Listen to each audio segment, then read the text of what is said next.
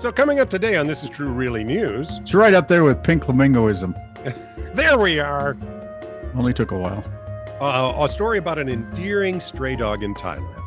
Oh. So why you would tell a deer story about a stray dog, I don't get. I was going to say, does he hunt down Bambi? Yeah, well, we can only I was hope. traumatized once already. I hope they know this. If you like stuff like that, please subscribe to This Is True Really News. Didn't Bambi end up with antlers? Antlers, the female deer? No, antlers, the things that grow on male deer heads. Oh. Should have named Eric Bambi. That would have been fun. Or Sue. Why would I name him or Sue? Super salad. I'll take the soup. Now, let's go on with the Was intro. it S-U-E or S-I-O-U-X, just suppose? It was S-U-E. Thank you. You're welcome. Johnny Cash, look it up. If you want to be notified when crap That's one of like those this novelty happens, songs that's iconic. It's one of the few. just click the bell so you can be notified to ignore us. If We you do. have something longer, you want to send us a story, you want to send a longer missive of some sort, if you want to upgrade us, that's perfectly fine. Send it to titr@netradio.network. Well, thank you. This is True, Really News with Scott Combs and Tony Vercanis. All the news you're about to hear is true, Really? as far as you know. Dateline, Carlisle, Pennsylvania. Oh, that's where my sister was born. Really? Yeah. Lisa? Yep. She was born there when my dad was guessed mustering right. out of the armory. What We do I- were- I should We're win at a the fort. prize. Remember, the Lisa, fort I'm in the good Carlisle. one. She probably agree with you. I put her in the dryer. Last week. That's the scariest part. 32-year-old Zach Husband and Swope kids were pissed. had clothes in there. They were waiting for dinner. 32-year-old Zach Swope, Carlisle, Pennsylvania, had a worthy goal in mind when he set out to capture a Guinness World Record. He wanted to raise awareness for mental health issues. Ooh, I'm positive about that. That's worthy. That's a great idea.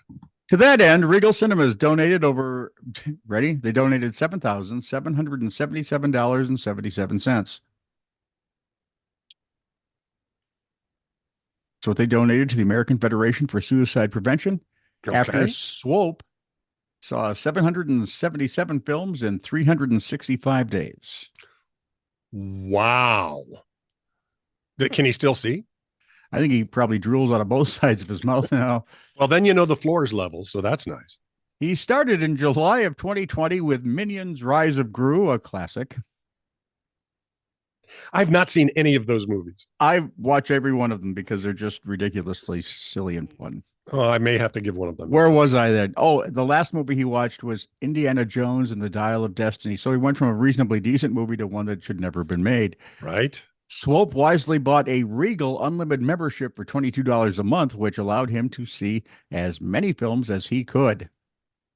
Now Regal's trying to, claw back some of that money. He said he generally saw up to 3 movies every weekday after work and a few on the weekends, but he was not allowed to take bathroom breaks or have snacks or drinks during the films. Well, yeah. Okay. Why? So you don't have to bathroom as often. I'm not watching a movie without pop and Skittles? popcorn Oh, with butter. Or as they like, Skittles with butter? Would you like butter flavoring on your popcorn? No, I'd like butter on my popcorn. By the way, do not be fooled. I went to buy a cherry Dr. Pepper the other day. It was strawberry. Bastards. It was They can't even awful. tell their little red fruitish things. It was Actually, berries aren't awful. fruit, they're berries, but okay. Yeah, but the strawberry Dr. Pepper sucks. No. Cherry Dr. Pepper's kind of okay. No, see, strawberry I like, cherry I don't like in any form. They bury them now in this chocolate cake my family likes to make. Oh, I like that. It's like really, it's delicious, except it's got cherries in it. Of course, most of my family eats olives, and I don't understand that either. I love olives. I think they were just grapes that got screwed up. There was the green grape Mhm. that they didn't like so much, so they named it an olive. Well, it got salty over something. It had a pit in it. Yeah, get That's it? probably what. And then, of course, the black olive is nothing more than rotted green ones. Oh, if you're wondering, Zach's favorite movie of the 777, Was? My kind of guy. Across the Spider-Verse. Oh, If you have yeah. never seen that, Never. well done. Oh, okay. Now, Animated. this from the Daily Record via Patrick Reed, our man in Liverpool. It's an endearing stray dog in Thailand that has won the affection of many for her unique way of expressing gratitude to the man who feeds her daily. The canine, known as Snickers, because she has caramel and nuts attached to her coat, consistently surprises Neil Harbison with various gifts each time he arrives with food. Oh, my. Sharing his experience on X, Harbison said, I feed 80 street dogs every morning in Thailand, and while they are all grateful, one dog goes above and beyond with her appreciation. Her name is Snickers, and every single day, without fail, she brings me a gift. As soon as she hears the bite coming, Snickers will find something nice in the hedges to bring me. In this case, some ramen noodles and a bowl. So, Ramen. it's a college dog. Snickers, who roams the streets with her pals Mars Bar, Milky Way, Rolo, and Bumper. Bumper's named because he doesn't always see the cars coming. Seems to put considerable thought into her offerings. Harbison's favorite tokens include a shoe, a child's toy. One hopes it was a lost toy. And Child not included. And a coconut. Any dog that could bring me a coconut's a friend of mine.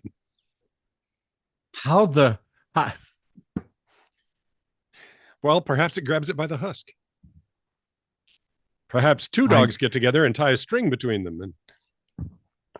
And perhaps the coconuts are migrating. For the third reference to Monty Python this week. I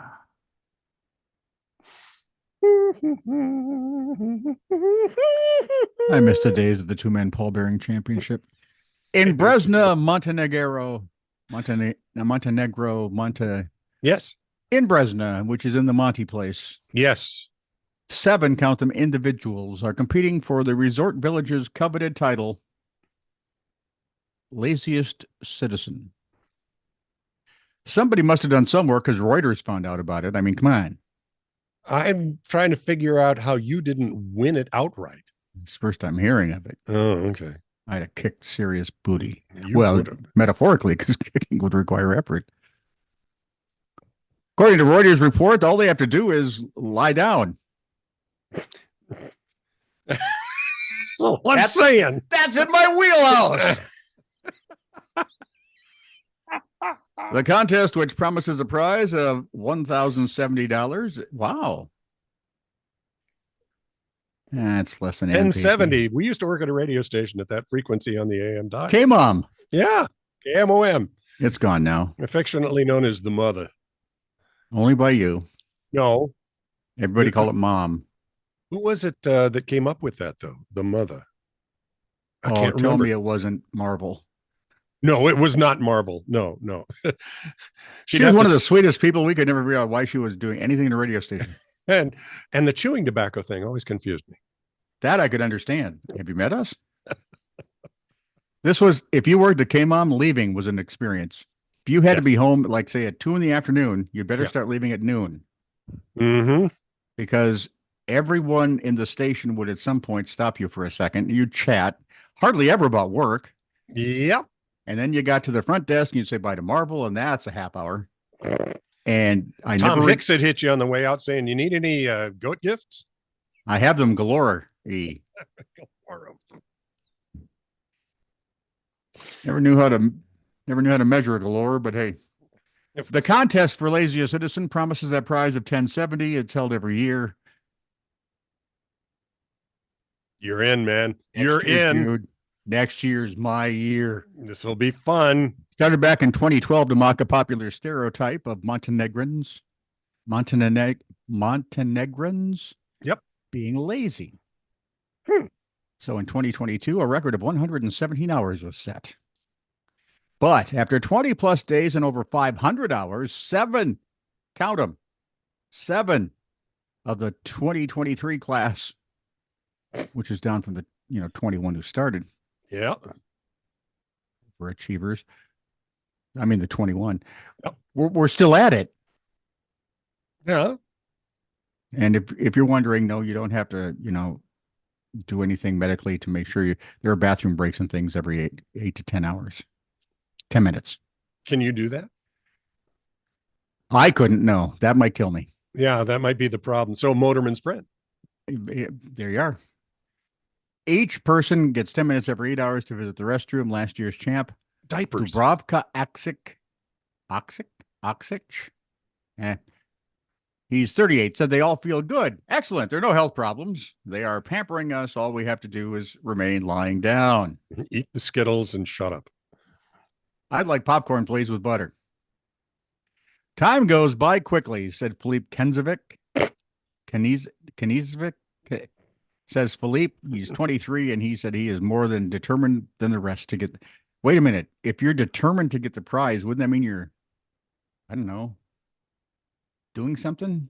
Ooh, yes. There's motivation there, and that's a problem. You can't be the laziest if you have motivation. Yeah, motivation is not good. You have to do what I do. In fact, the person who wins should be the person who says, I'd enter, but that would take a little effort. Can I do this at home? I want to lay on the floor and watch Netflix. What do you watch? I don't care. Yeah, just turn it on. From the Annals of Criminal Mischief. Annals. What? Annals of Criminal Mischief. Whatever. In May of 2022, a Florida man, David Proudfoot, dressed up as a Disney World employee and proceeded to remove several expensive decorative pieces, including an R2-D2 replica from its place at the Swan Reserve, a hotel on the Disney property in Orlando, Florida. All told, he moved both the statue and an arcade game, among other things, over several incidents on Disney property. He had applied for a position as a security guard. Okay, see that light at the end of the tunnel there? It's a train. He intended to prove his worth by revealing holes at Disney security. An actual security guard noticed Proudfoot's suspicious behavior as he pushed a cart with the replica statue across the street. When confronted, Proudfoot proceeded to identify himself as David E. Rogers, a Disney employee. Eventually, security found Proudfoot's ID, and he then admitted to taking the $10,000 statue, but claimed he was not going to take the item off the Swan property.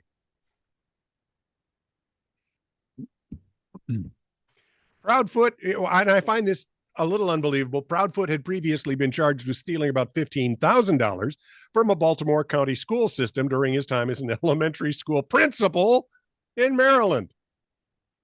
That explains a lot. The incident happened in 2014, and Proudfoot faced third-degree grand theft, petty theft, obstruction by false information, and scheming to defraud. It's that scheming thing that gets you every time. When contacted by our crack team if you're not in the Capitol at like the House or the Senate, yep, scheming will get you busted every time. When contacted by our crack team of titter investigators, Proudfoot said he was ashamed of his behavior, and has changed his last name to get a fresh start. You embarrassed foot? Went from Proudfoot to decent foot. Proudfoot to convict. This is true, really news. Send email to TITR@netradio.network.